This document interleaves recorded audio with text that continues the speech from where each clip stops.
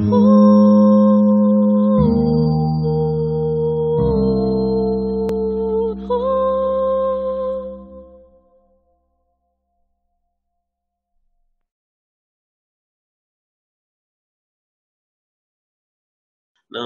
Dr. Padma Subramaniam,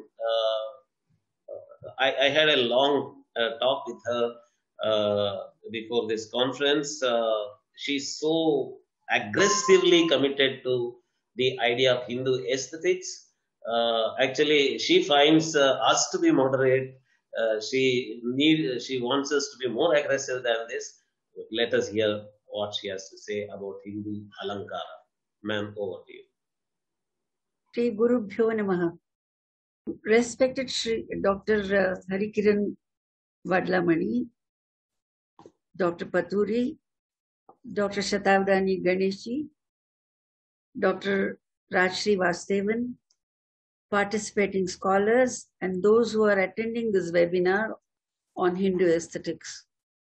I feel honored to have been invited to give a special address in the inaugural session of this meet in which renowned scholars are participating.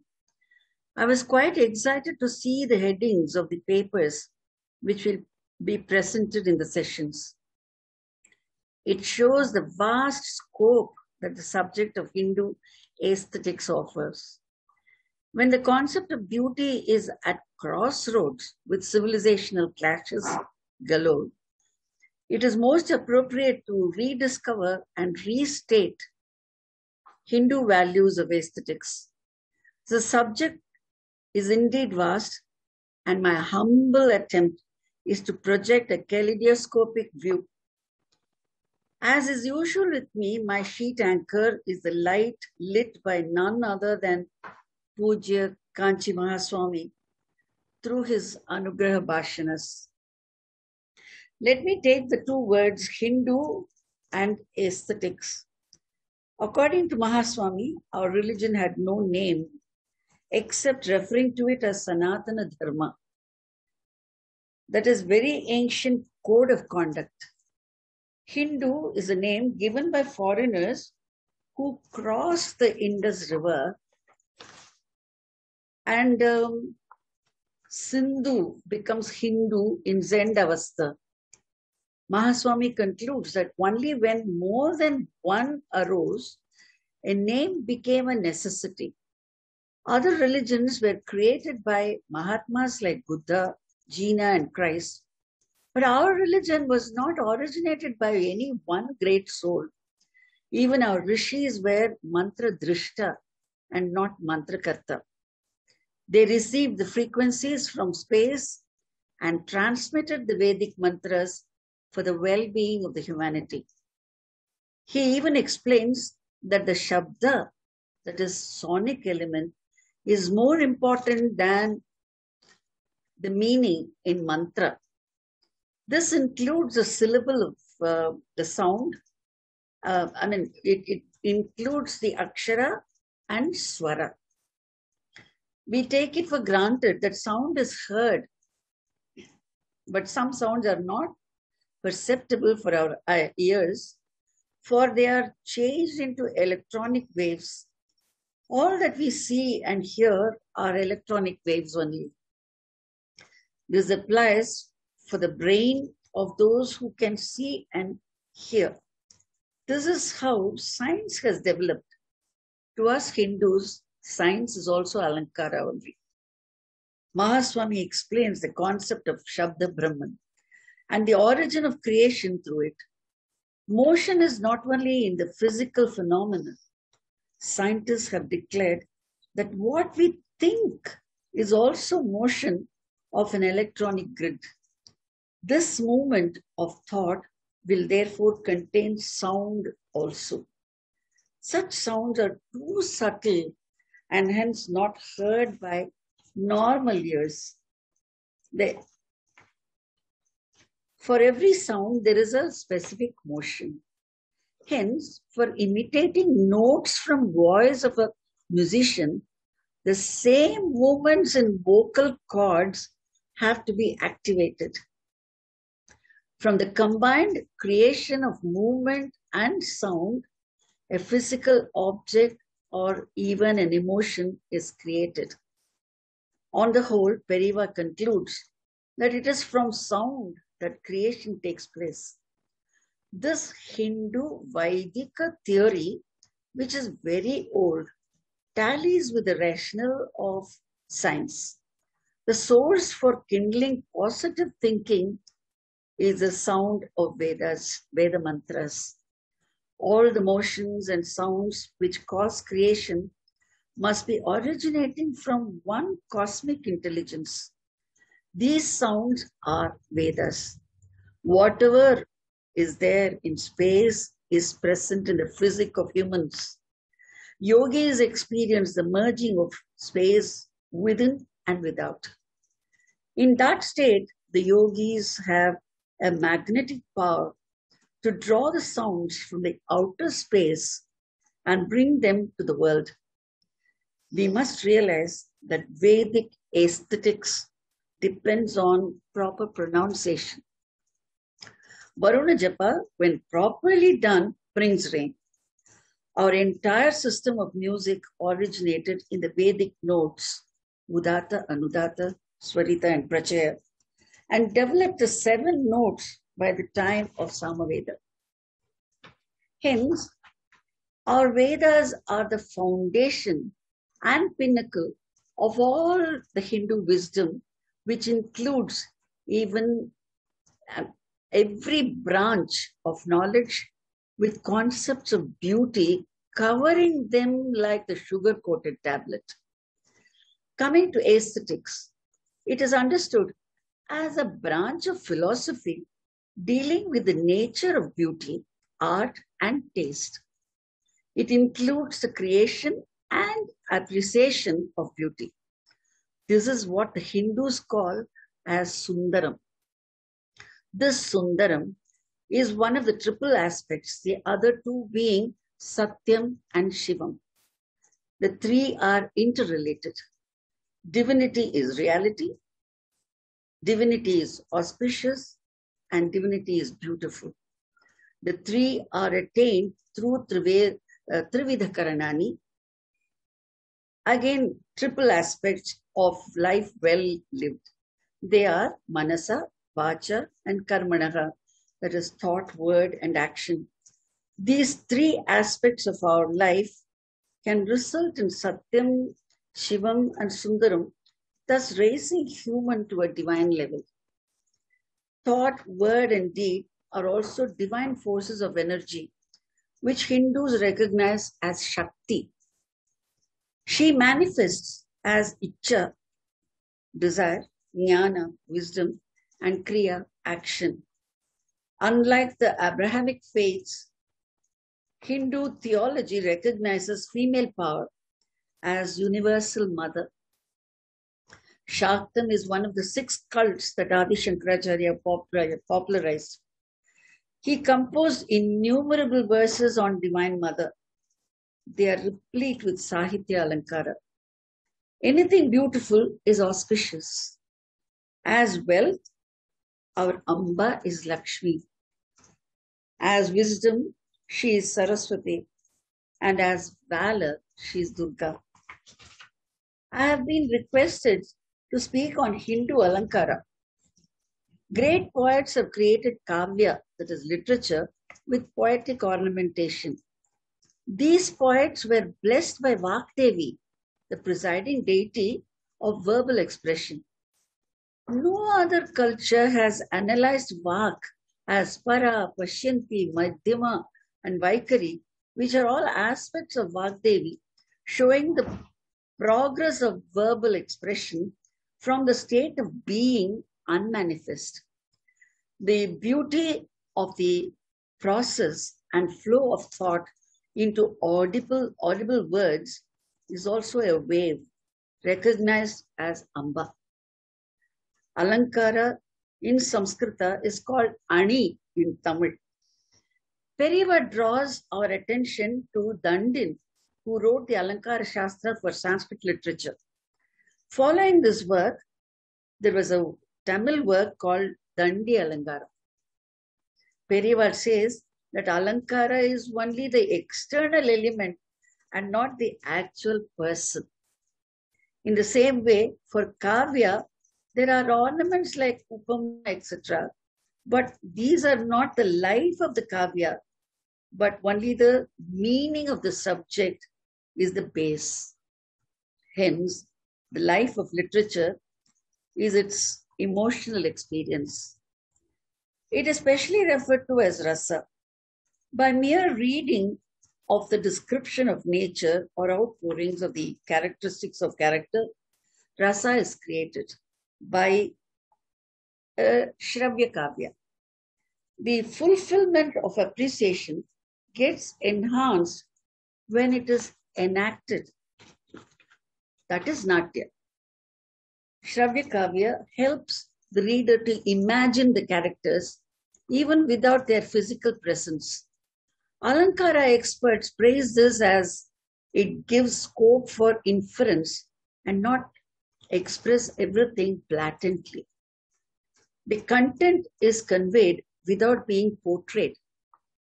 This is Dhvani or Vignyam, and it is highly rated as even as of higher quality than what happens on the stage.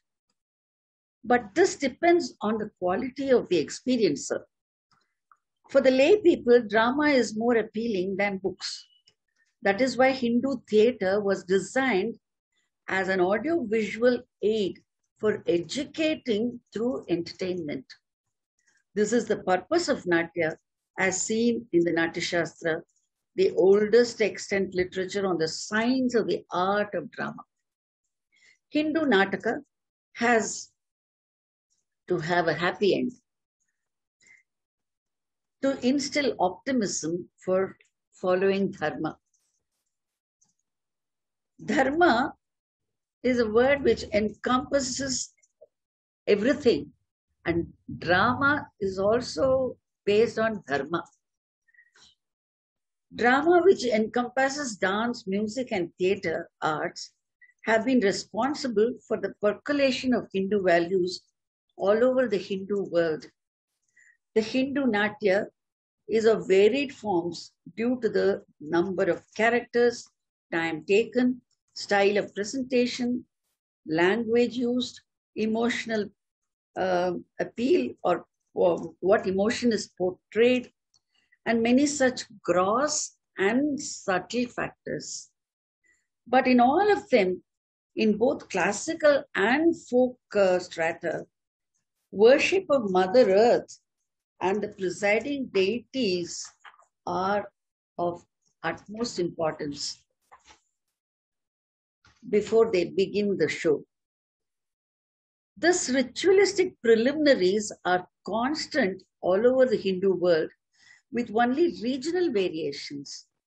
When I say Hindu world, I mean the Southeast Asian countries also, where they worship the masks of Brahma, Vishnu, Shiva, and Bharata Muni before they start their play, both for dance and drama. The space of the performance becomes the temple, even if it is on the street. The Terukuthu, meaning street play, have elaborate rituals even today. Their songs are replete with chandas and meaning. Their rhythmic sense is in no way less than the classical theatre. In fact, the knowledge of the epics among the Kuthu actors is amazing. This is because of the fact that Hindu culture is a living phenomenon in spite of umpteen onslaughts. Ask a Kuthu, that is Terukuthu artist, who does a Sutradhara role. He is called Katyakaran in Tamil. He can roll out the names of the 14 worlds, 60 years, 27 stars, and the unknown characters in the sublime stories of Mahabharata. They perform these plays in connection with the Draupadi Amman temple. In one Kuthu, enacting the origin of the Vanyar caste that was specially staged at the Hindu Spiritual and Service fair. The story was from Mahabharata. The hero is born from fire. The hero who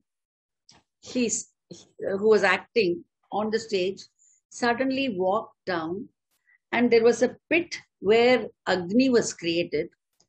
Agni was quite flaming, and he came dancing down, and he jumped into the pit, and he was soaked in fire. And then when he emerged out of it, not even one part of his costume was burnt. How did this happen? This is something all of us saw. How did this happen? I could physically see this fire ordeal with no magical or technical gadgets of modern stage technique.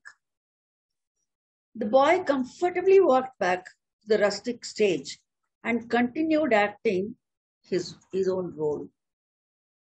Fire does not burn the devotees who walk on it during the temple rituals. We know it did not burn Sita in Ramayana, nor did it burn Nandanar in the Tirunalai Puranam of one of the 63 saint stories that we find in Periya Puranam. It is the unfathomable strength of Hindu faith, which itself is an ornament for its culture. It is the combined effort of the Manasa, Vacha, and Karmanaha that results in this great sense of, a spiritual rasa.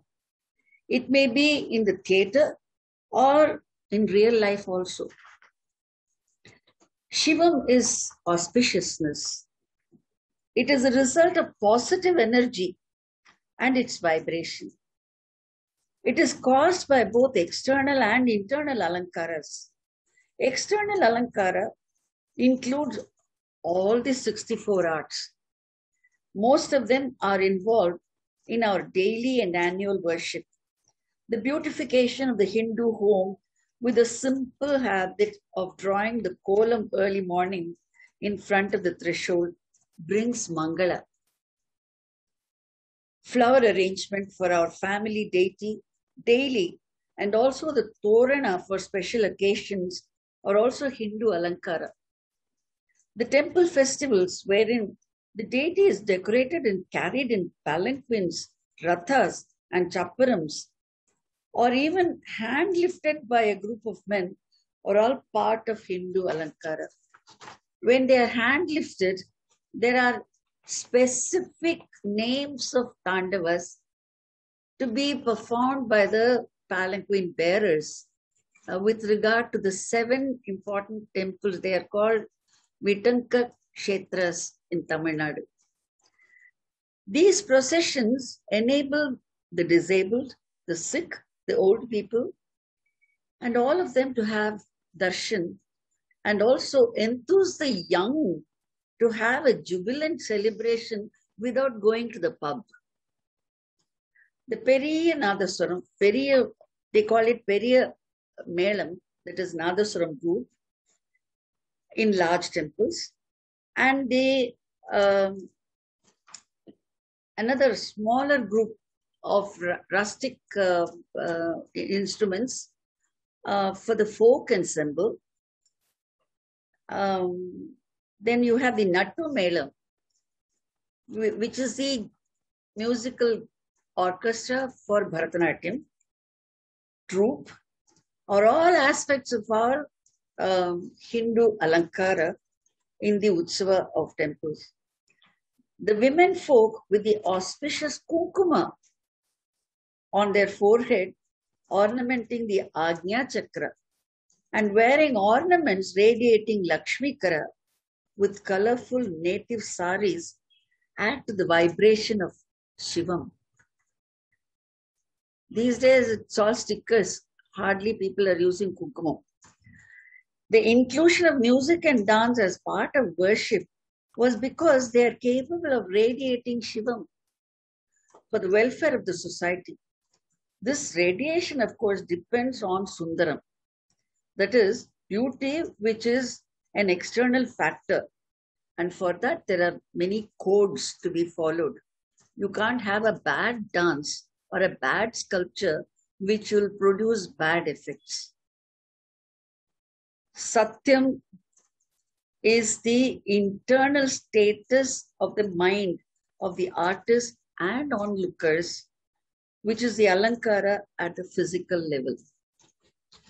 The concept of Hindu aesthetics for the sensual perception is based on symmetry, proportion, and harmony. Symmetry in matters of occupation of space gives the quality of refinement in paintings and sculpture.